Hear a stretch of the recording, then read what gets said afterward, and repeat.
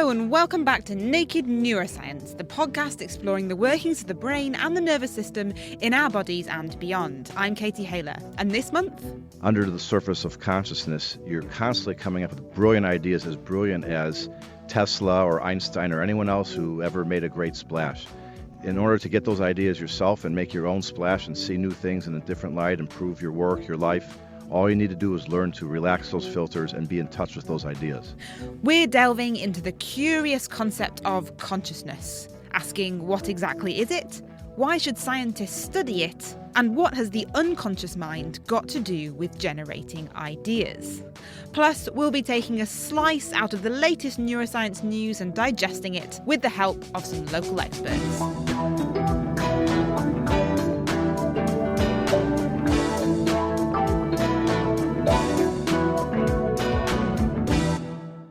Let's jump straight into some naked neuroscience news. Joining me this month to cast their eyes over the latest neuroscience papers were cognitive neuroscientist Duncan Assel from Cambridge University and perceptual psychologist Helen Keyes from Anglia Ruskin University.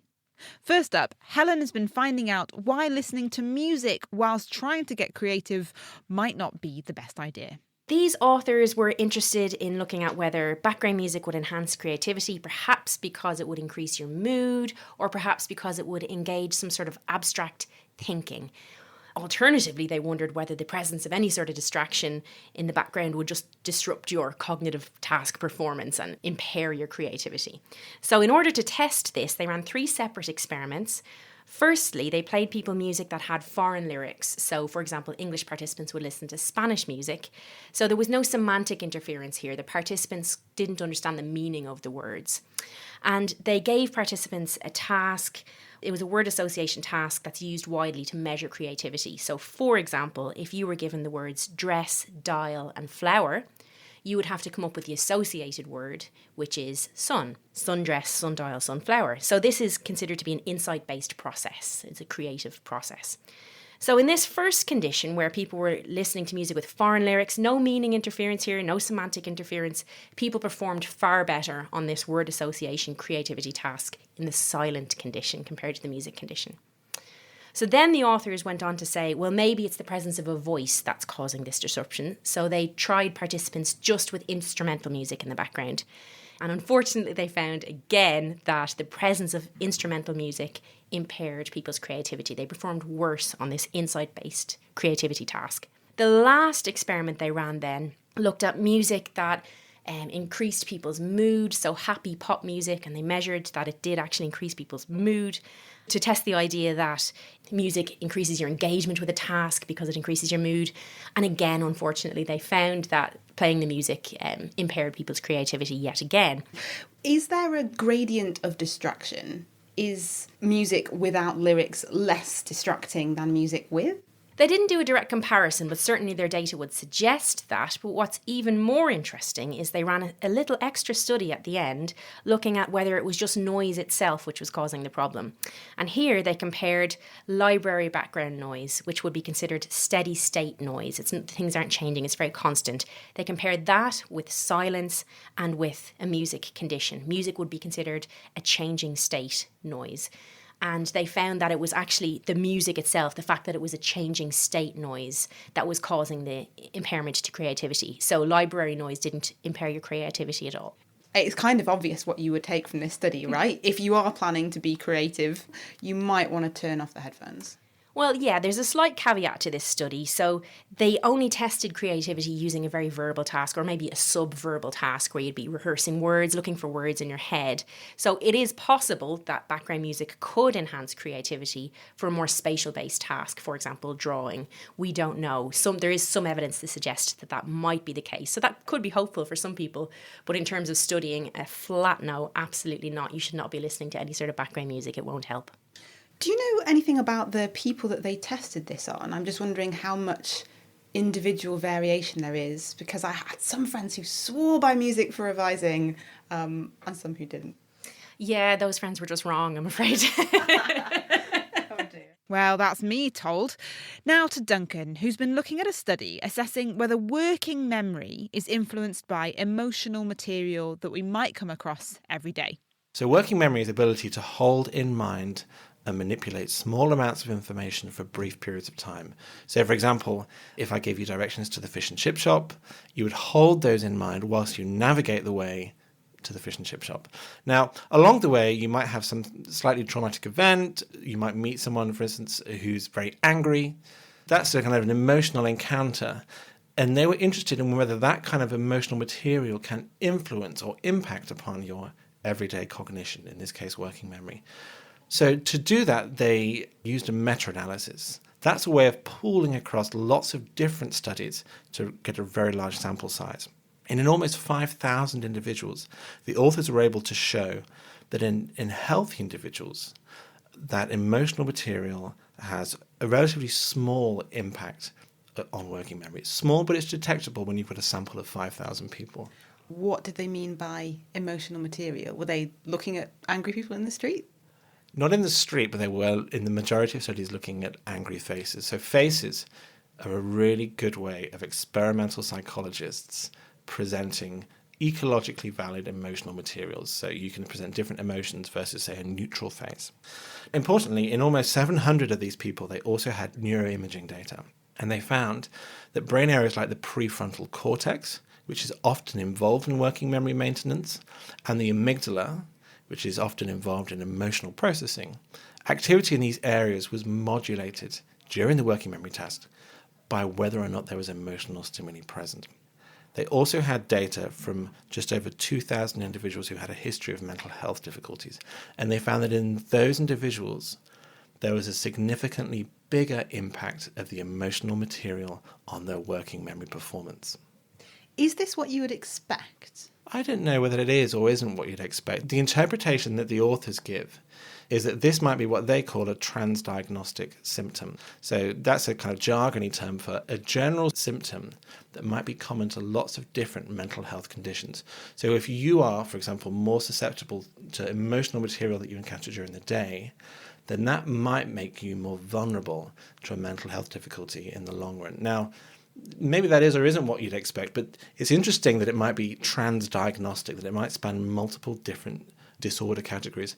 And that's because if you want to try and develop an intervention, if you can target a transdiagnostic symptom, then it's more likely to yield widespread benefits for lots of people. Do the authors determine which way round the relationship goes? Is it the emotional disturbance that's having an effect on the memory, or is it the memory that could be predisposing people? The data suggests that it's the emotional material that's impacting upon the memory. But an interesting kind of twist to that question is to think, which comes first?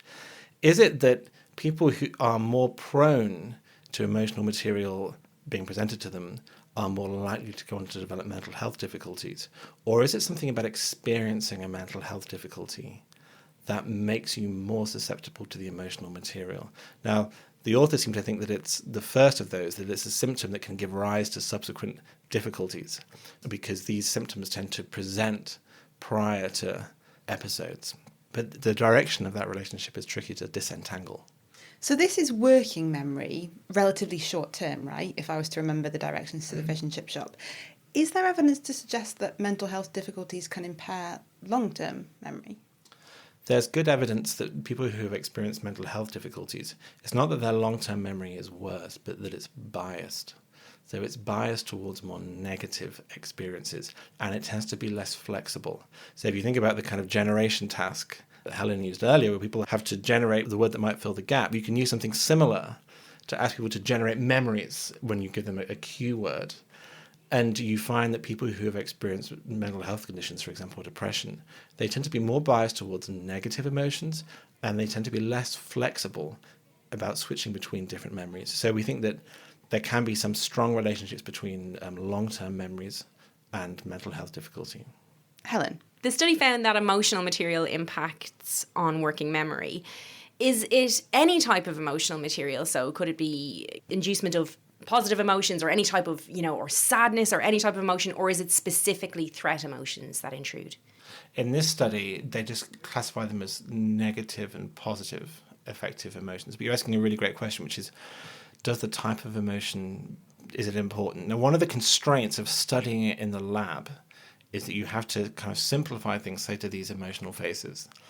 Now, when you look at more real-life reports, you can see that it may well be that there's some more selective relationship between the type of emotion, say, for example, threat, and that might be linked to something more like anxiety, versus something more like sadness-related emotions that may be linked to something more like depression. So there may be some more specificity if you start to dig down, but it's hard to tease those things apart in the laboratory. That was Duncan Assel from Cambridge University, and you also heard from Helen Keyes from Anglia Ruskin University. And if you want to read up on those stories in more detail, you can find the links on the Naked Scientist website, nakedscientist.com/neuroscience. And if there's some neuroscience news you want us to look at, or you've got a question you want us to address, get in touch. You can email neuroscience@nakedscientist.com. Got a biological brainbuster or a chemical query? Ask the Naked Scientists. I just wanted to know about sleep paralysis. Is it a disorder or condition, and can it be cured? How much energy is in moonlight, and could solar panel technology be used to capture this energy?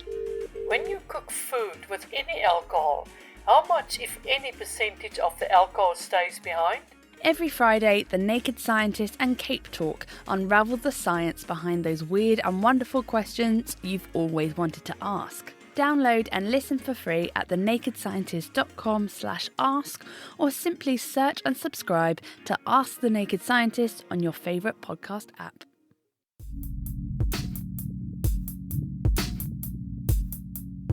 Now, do you really know who you are?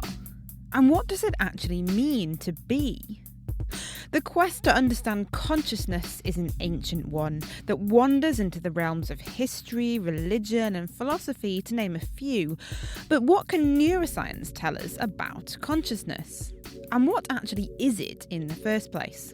Tristan Beckenstein heads up Cambridge University's Consciousness and Cognition Lab, where he and the team look at what's going on in the brain when people are doing a range of processes consciously or otherwise. First up, I asked Tristan to give me a definition of consciousness. Consciousness is composed by three main factors. Levels, when you're conscious or unconscious by being awake or asleep, or by being awake or sedated/anesthetized, or when you're awake, normal, or in coma. Conscious access, whether you're aware of something that happened in your environment or you're not aware, you did not see that car coming, or the content of your mind, where you think of what you're thinking. Now, I understand that it's not as simple as saying, the conscious mind is in this particular part of the brain. How does consciousness physically manifest itself in the brain? Consciousness manifests like an umbrella aspect of how you process complex stimuli. If you're trying to remember stuff and you put effort in trying to remember a particular aspect of a scene, let's say a swimming competition, and you're particularly interested in how they move their arms for you to get better at stroke, you're making a conscious effort to look at that in a visuospatial task. Okay, so it's going to be the parts of the brain involved in processing images that's going to have to come into play here, right? And all of the other much more wider networks that are related to you consciously, effortlessly doing something and store it in memory. So in that case, you have attention, memory, and visuospatial processing. You're using consciousness-related brain networks to guide what you do with memory and attention and visuospatial processing. Would it be fair to say that consciousness integrates a whole load of circuits at varying levels across your brain? So the most common theme of discussion between conscious and unconscious processing is that how much we can integrate of a particular event or a scene unconsciously. Because it seems that we do very little unconsciously in terms of complex integration of information. And we really need to be conscious to integrate information in a flexible manner. So very common definitions of people who work in consciousness is conscious processing is the capacity that we have to integrate complex stimuli and be able to report that. Because, of course, things may happen that we pick up on that we aren't necessarily consciously aware of. There will be a discussion in the field of cognitive neuroscience, but I think there's quite a fair agreement that most of what we perceive or what we get into our senses does not reach consciousness as the flexible part. So we have a lot of unconscious processing happening all the time. Some of that, it's processed consciously, usually guided by attention. One of the things that you work on is understanding the different levels of consciousness. Can you tell me a bit about, well, firstly, what they are? So one is now, we're talking, we're awake. Later at night, we might get a bit drowsy while playing Candy Crush or whatever is the bad thing instead of a sleep hygiene you do. And then we'll actually sometimes stop reading or stop playing Candy Crush for a moment. And we are in the transition at that time. You realise you read a sentence 5 times in your book and it's not going in. Yes, clearly is a state that is not really stable. That transition part, low alertness, but you're still trying to do stuff, is like a fight. You consciously try to do something, but there's a pressure from brain system to actually go into another state, which is sleep. Mm-hmm. And then you reach light sleep, and you have your eyes closed, and you might be still holding the book. If this carries on into the normal transition to deeper sleep, then you are in deep sleep. As the night progresses, you might find yourself in what is called REM sleep. You will oscillate between light sleep, deep sleep, and REM through the night. And then you will wake up in the morning if everything is well.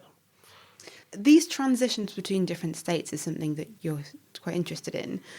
How much do we know about what changes in the brain when you're awake compared to when you start getting drowsy, compared to when you start drifting into that light sleep? Can we track those changes?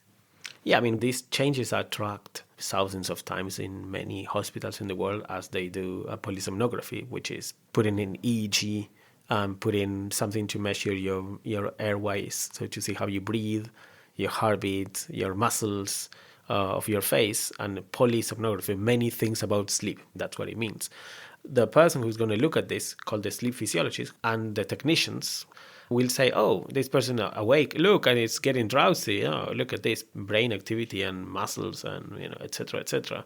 Oh, look, it sleeps, light sleep. And they will characterize these things. So this has been done since 40s and the definition of brain-related sleep things have been done. Now, what do we know more from the research point of view? It's, of course, more than just identifying particular brain signatures.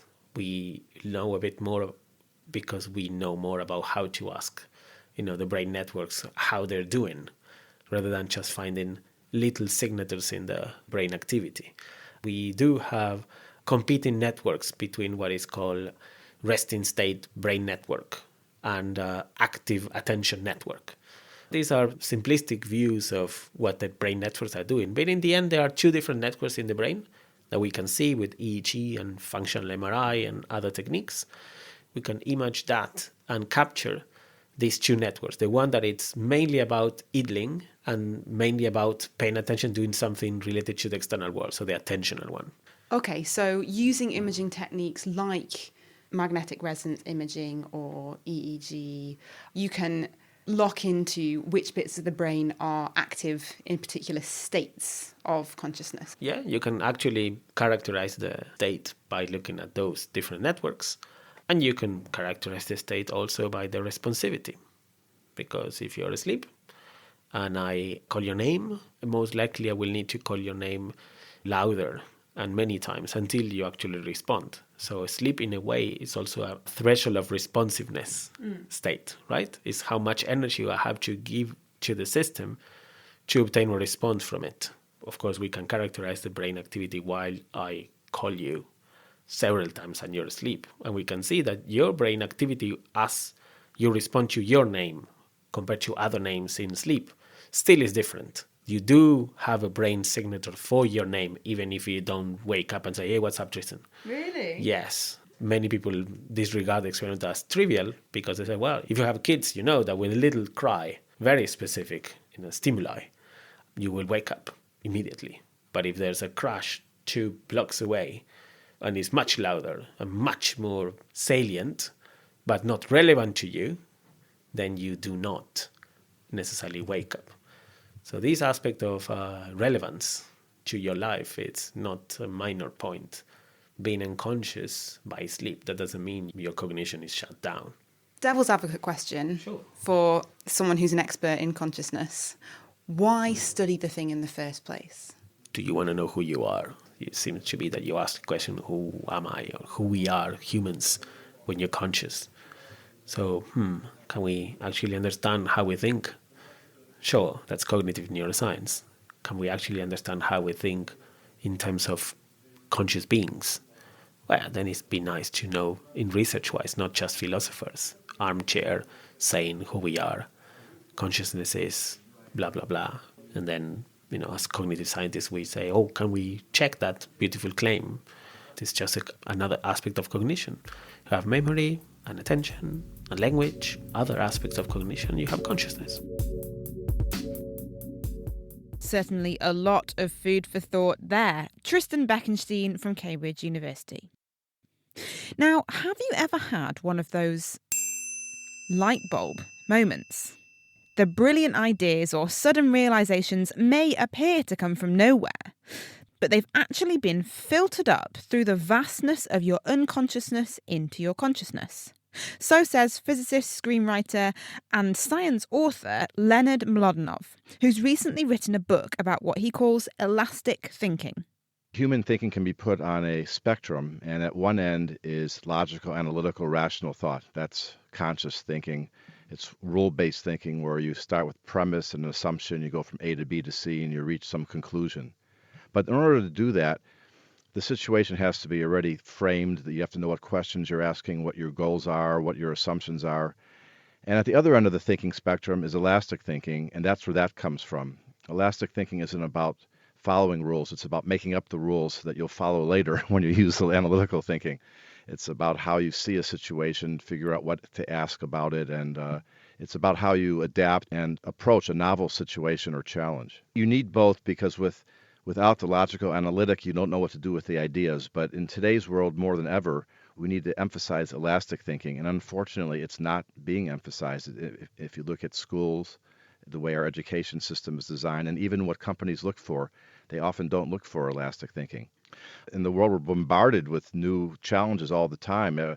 Our workplace is changing. It used to be you work for the same company your whole career, and then you would work, or at least in the same industry, or then you change, but you keep kind of similar jobs. And now people hop around so much, and your company is always coming, across new challenges. In our personal lives too, in order to thrive, we have to really learn to adapt, because society and culture is changing at a very rapid rate.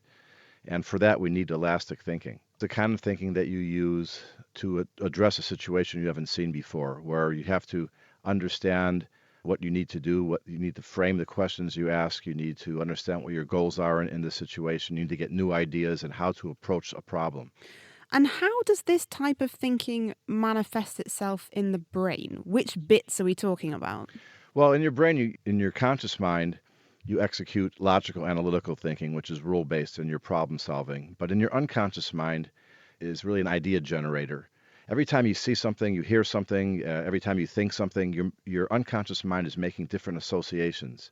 These associations and ideas don't come to your conscious mind, because if they did, you would just drown in them. You would have so many ideas that you couldn't function, and you wouldn't know which were good, which were bad. So your brain, fortunately, has filters, which keep many of the new ideas that your brain comes up with out of your conscious mind and only pass to your consciousness the ones that seem most promising. Are these kind of like search filters if you're doing an internet search? What you would think of as intelligent search filters, so they would cut out the stuff that doesn't seem promising or that is unconventional or different. It passes along the ones that it decides are most likely to succeed. But when those filters are working in your brain, they're going on past experience. So the ideas they tend to pass to your consciousness are the more conventional, tried and true ideas. And they keep out a lot of silly, bad ideas. But along with those silly and bad ideas are other original ideas that may seem unpromising at first, but really are the most original and creative ideas that you have. Say I do something every day. Say I walk to work, same journey, I've done it for years. I'm guessing my cognitive filters will be filtering out ridiculous notions like, oh, why do I fly to work? Do somersaults on your way. It seems, you see, kids They don't have the filters, and kids are not developed. And so kids do stuff like that, right? You'll see a kid walking somewhere, suddenly they'll start skipping, right? You as an adult get those ideas too, but those filters kill them, which is unfortunate. On the other hand, it's also fortunate because a lot of the ideas are just plain silly and counterproductive. So there's a balance between the filters letting in creative, original ideas and not letting in silly, stupid ideas. Because actually, there's no way I'd be able to fly to work. But actually, if I skip to work, I might get there quicker and be able to go Skipping home might quicker. be good, fly might be bad. So, but along with the great idea of skipping comes flying and crawling and all sorts of other ideas that you don't want to have to consider every time you go to work. One of the things that really interested me in your book was this idea, frankly, sometimes how being bored is actually not a bad thing. Well, sure. So when you're not focused on something, when your conscious mind is not directing your attention somewhere, that's when your unconscious is most free to operate and to generate new ideas. So if you have a problem in life or at work or some issue you're trying to deal with, and you stop thinking about it, then your unconscious mind is free to generate its ideas, all its ideas about that. And what will happen is sometimes those ideas will pop into your consciousness. When your filters are relaxed and quiet, that's when some of those great ideas that are going in your unconscious mind can come to your consciousness. And you experience that consciously as a sudden insight. You ever have a eureka moment? That's what's happening. But it's not sudden at all. It's happening while you're relaxing and while you're chilling out. Your mind is generating these things. And when it's ready, the idea will pop into your consciousness. Does that suggest then that actually we need to be mentally quite healthy to be able to make the most of this elastic thinking, this idea generation? Well, to make the most of it, you need to have a healthy logical, analytical side of your mind and a healthy elastic side of your mind. But today, it's the elastic side that we need more than ever. And in the past, we thought that, artists and writers, musicians, they need new ideas. They need to be able to adapt and to look at things in different ways. But for everyday life, you don't need that so much. But in today's world, you do. You need to be an artist in your own life if you really want to thrive. Are some people just better at doing this elastic thinking? As a species, we're all really good at it compared to any other species. It's really one of the qualities that allowed us to survive and keep from becoming extinct. But there are individual differences, so everyone can be put on a spectrum in some way along different dimensions of elastic thinking. Some of those dimensions are, for instance, neophilia, which is love of the new, mindfulness, which is your awareness of how you're thinking is important.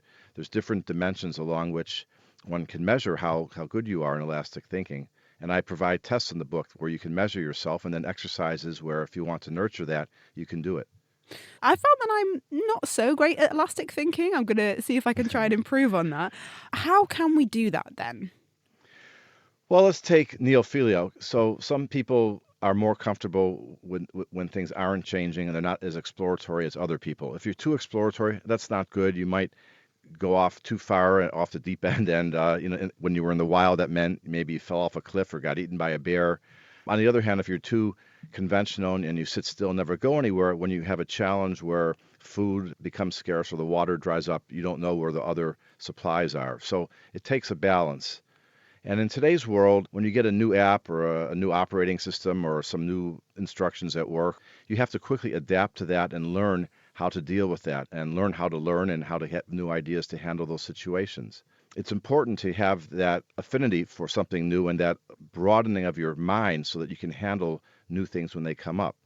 There's no magic bullet for that, but there's a number of things you can do that if you integrate into your life, they will in general make you a more elastic thinker. For instance, often people, when you go to a restaurant, you order the same thing because you know you like it. Well, when I go to a restaurant, I always order something different. I ask, what's unpopular?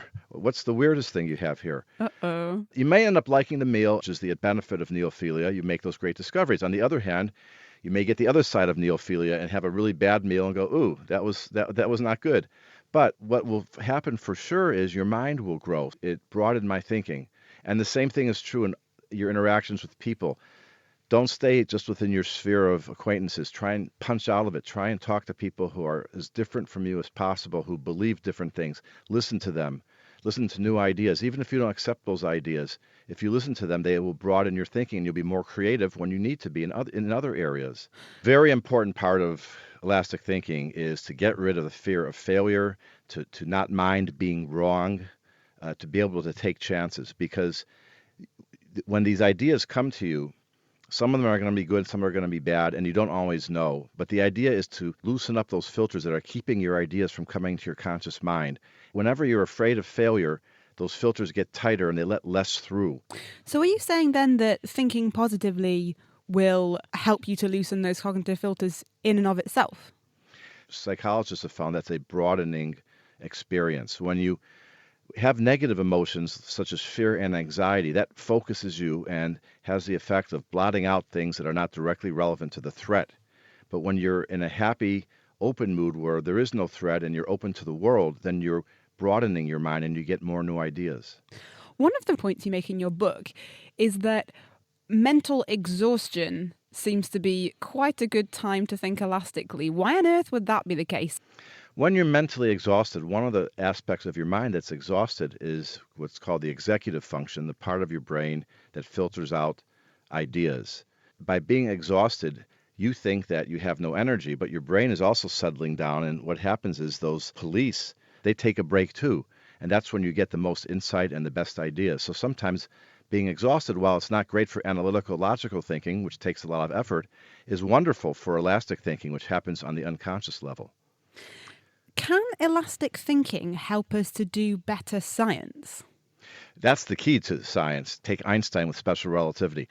The mathematics of special relativity, any high school kid can do it. But what he did was he looked at a problem that others were looking at within the framework of Newtonian theory, which was the theory of physics back then. And he said, well, what assumptions are they making? What framework are they looking at? They're looking at this Newtonian framework. Are there other frameworks we can look at these questions at?